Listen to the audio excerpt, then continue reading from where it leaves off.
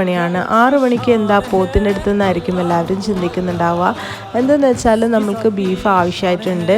നമ്മൾ ബീഫൊക്കെ കട്ട് ചെയ്തു, പിന്നെ പാക്കറ്റാക്കി, പിന്നെ ഉമ്മാൻ്റെ ആണ്ടായിരുന്നു, അങ്ങനെ അത് എല്ലാവർക്കും കൊടുക്കാൻ വേണ്ടിയിട്ടാണ് ചെയ്തത്. പിന്നെ മാലിക് ദിനാർ ഓർഫനേജിലേക്ക് നമ്മൾ ഭക്ഷണം വെച്ച് കൊടുത്തു. ബോയിൽഡ് റൈസ്, ദാള്, ബീഫിൻ്റെ റോസ്റ്റ്, അതൊക്കെ ആയിരുന്നു കൊടുത്തു വിട്ടത്. അവർക്ക് കുട്ടികൾക്ക് ചിക്കൻ ബിരിയാണിയും മറ്റേ മന്തിയൊക്കെ കഴിച്ച് മടുത്തു എന്ന് പറഞ്ഞതുകൊണ്ടാണ് ഞങ്ങൾ ബോയിൽഡ് റൈസ് ആക്കിയത്. പിന്നെ ബീഫിൻ്റെ ഗ്രേവിയും വെച്ചിട്ട് എല്ലാവർക്കും കൊടുത്തു.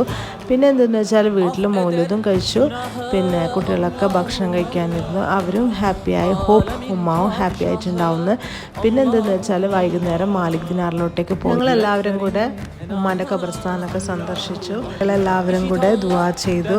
അൽഹംദുലില്ലാ, എന്തോ ഒരു റിലീഫാണ് കേട്ടോ മനസ്സിൽ. ഇതൊക്കെ ഞാൻ പറയുന്നത് നിങ്ങൾക്കൊരു മോട്ടിവേഷൻ ആയിക്കോട്ടെ എന്ന് വിചാരിച്ചിട്ടാണ്. ബൈ, അസ്സലാമു അലൈക്കും, take care, thank you for watching, do subscribe.